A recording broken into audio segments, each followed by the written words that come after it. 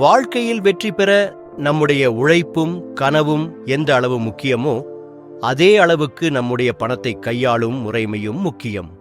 ஆனால் பலரும் சில தவறுகளை செய்வதால தங்களது நிதி நிலையை பாதிக்கிறது. அதில் முக்கியமான 5 தவறுகள் என்ன? வாருங்கள் தெரிந்து கொள்ளலாம். திட்டமில்லாத செலவு நாம் சம்பாதிப்பதற்கும் சேமிப்பதற்கும் இடையிலுள்ள தடையாக இருப்பது திட்டமில்லாத செலவு. தேவையில்லாத பொருட்கள் வாங்குவது, வாராந்திர மசாலா செலவுகள், இது எல்லாம் உங்கள் சேமிப்பை குறைக்கிறது. அதனால் ஒரு திட்டமிட்ட செலவு திட்டத்தை உருவாக்குங்கள். ஒரு சின்ன கதை மூலமா இதை புரிஞ்சிக்கலாம். கோவை நகரத்தில் குமார் என்பவர் வசித்து வந்தார். நல்ல வேலையும் மந்த் எண்ட் சேலரியும் இருந்தாலும் அவருடைய ஒரு பழக்கம்தான் அவரை எப்போதும் பிரச்சனைக்கு காரணமாயிருந்தது. அதான் திட்டமில்லாத செலவு. சம்பளம் வந்த நாளில் ஆரம்பித்து குமாரின் செலவு தொடங்கிவிடும். நண்பர்களுடன் ரெஸ்டாரண்ட், ஷாப்பிங், ஆன்லைன் ஆஃபர்ஸ், எதையும் அவர் தவறவிட மாட்டார். நாம சம்பாதிக்கிறதுக்கு வாழ்க்கையை என்ஜாய் பண்ணணும் அப்படின்னு அவர் சொல்லுவார். ஒரு நாள் அவர் ஆபீஸ்க்கு போகும்போது பைக் நிறைய பிரச்சனை செய்தது. மெக்கானிக்கு போனபோது 10,000 ரூபாய் வரை ரிப்பேர் காஸ்ட் என்று சொன்னார்கள். அதே நேரத்தில் வீட்டில் எலக்ட்ரிசிட்டி பில் டியூக்கு வந்தது. மாதக்கடன் இஎம்ஐயும் கழிக்க வேண்டிய நிலை. அந்த நேரத்தில்தான் குமாருக்கு உண்மையான பிரச்சனை புரிந்தது. வங்கிக் கணக்கில் ₹1 கூட இல்லை. கிரெடிட் கார்டுக்காக மட்டுமே நம்பிக்கையாக இருந்தார். 2 நாளில் ஃப்ரெண்டு கிட்ட கடன் கேட்டு சம்பளம் வரும் வரை சம்ஹவ் அட்ஜஸ்ட் செய்தார். அப்போதான் குமாருக்கு புரிந்தது, நான் சம்பாதிக்கிறதுக்கு மேல் அதிகம் செலவு செய்கிறோம், பட் ஃபியூச்சருக்காக ₹1 கூட சேமிக்கலன்னு. அந்த நாளிலிருந்து குமார் ஒரு பட்ஜெட் பிளான் உருவாக்கினார். அவர் சம்பளத்தின் 20% சேமிக்க ஆரம்பித்தார். தேவையானதற்கே செலவு செய்ய, அன்னெசரி ஷாப்பிங்கை அவாய்ட் செய்ய ஆரம்பித்தார். சில மாதங்களில் அவருக்கு நல்ல எமர்ஜென்சி ஃபண்ட் உருவாகிவிட்டது. ஒரு நாள் அதே பைக் ரிப்பேருக்கு அவர் போகும்போது வங்கியில் இருந்த சேவிங்ஸிலிருந்து இலகுவாக செலுத்திவிட்டார். எந்த கவலையும் இல்லை.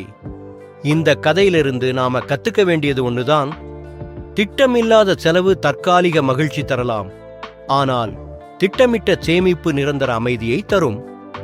மிஸ்டேக் 2, சேமிப்பு இல்லாமல் வாழ்வது.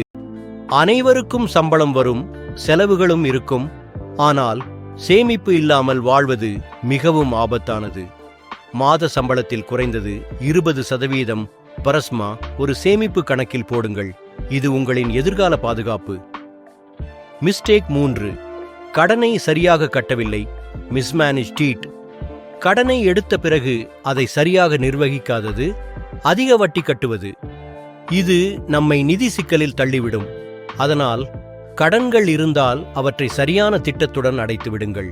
மிஸ்டேக் 4, முதலீடு செய்ய தயங்குவது. Fear of investing.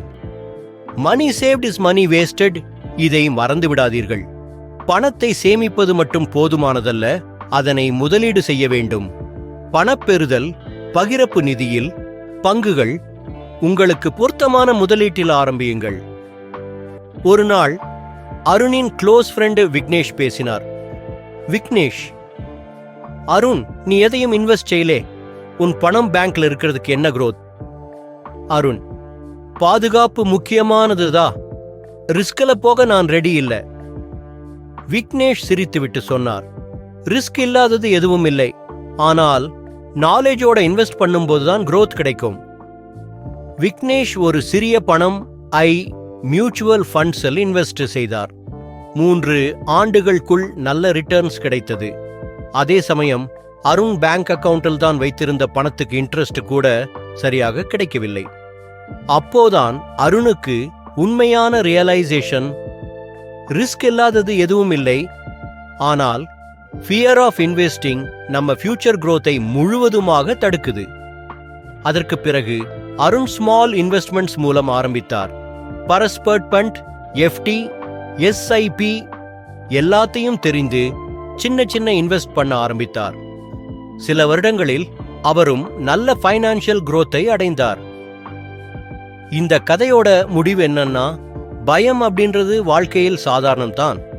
ஆனா அந்த பயத்தால நல்ல வாய்ப்புகளை தவிர்த்திடாதீங்க. மிஸ்டேக் 5, உங்கள் அறிவில் முதலீடு செய்யாமல் இருப்பது. உங்கள் அறிவுதான் உங்கள் மிகப்பெரிய சொத்து. பணம் சம்பாதிப்பது, முதலீடு செய்வது, இதில் அறிவு மிகவும் அவசியம். புத்தகங்கள் படியுங்கள், நல்ல யூடியூப் சேனல்களை பாருங்கள், உங்கள் அறிவை வளர்த்துக் கொள்ளுங்கள். ரமேஷ் மற்றும் சுரேஷ் இருவரும் நண்பர்கள். இருவரும் ஒரே ஆபீஸில் வேலை செய்ய ஒரே மாத சம்பளம். ஆனாலும் சில ஆண்டுகளுக்கு பிறகு சுரேஷ் லைஃபில் நல்ல growth அடைந்தார். புதிய வீடு, கார், சேவிங்ஸ், இன்வெஸ்ட்மெண்ட்ஸ் எல்லாம். ஆனால் ரமேஷ் அதே சம்பளத்திலேயே ஹேண்ட் டு மவுத் லைஃப்ல இருந்தார். ஒரு நாள் ரமேஷ் சுரேஷை கேட்டார், ரமேஷ், நாம் இருவரும் ஒரே சம்பளம்தான், ஆனா உன் வாழ்க்கை எப்படி இருக்கு, என்ன டிஃபரன்ஸ்? சுரேஷ், வித்யா சுலபம் சரியா இருக்குது. நான் என்ன சம்பாதிக்கிறேனோ அதுல ஒரு பங்கு என்னோட நாலேஜ்க்கு நான் முதலீடு செய்யறேன். நான் 12 புத்தகங்களை படிக்கிறேன். யூடியூப்ல ஃபினான்ஷியல் எக்ஸ்பர்ட்ஸ் வீடியோஸ் பார்த்து அதை அப்ளை பண்றேன். அதால தான் நல்ல ஃபினான்ஷியல் டிசிஷன்ஸ் எடுக்கிறேன். அதை கேட்ட ரமேஷ் ரியலைசேஷனாக ஆன்றிலிருந்து புத்தகங்கள் படிக்க ஆரம்பித்தார். நியூ ஸ்கில்ஸ் கற்றுக்கொள்ள ஆன்லைன் கோர்சஸ் ஜாயின் பண்ணினார். நிதியியல் அறிவை வளர்த்தார். சில மாதங்களில் அவரும் நல்ல மணி மேனேஜ்மெண்ட் கற்றுக்கொண்டு சேவிங்ஸிலும் இன்வெஸ்ட்மெண்ட்ஸிலும் க்ரோவானார். இதிலிருந்து நாம தெரிஞ்சிக்க வேண்டியது, பணம் வராததல்ல பிரச்சனை, இருக்கும் பணத்தை சரியாக நிர்வகிக்க தெரியாததுதான் பெரிய பிரச்சனை. இந்த 5 தவறுகளையும் தவிர்த்தீங்க அப்படின்னா உங்களது நிதிநிலை, ஃபினான்ஷியல் பேலன்ஸ் உறுதியானதாக இருக்கும். உங்களுக்கு இந்த வீடியோ பிடித்திருந்தால் ஒரு லைக் கொடுங்க, உங்கள் நண்பர்களுடன் ஷேர் பண்ணுங்க. இன்னும் பயனுள்ள வீடியோக்களுக்கு சப்ஸ்கிரைப் பண்ணுங்க. நன்றி. மீண்டும் சந்திப்போம்.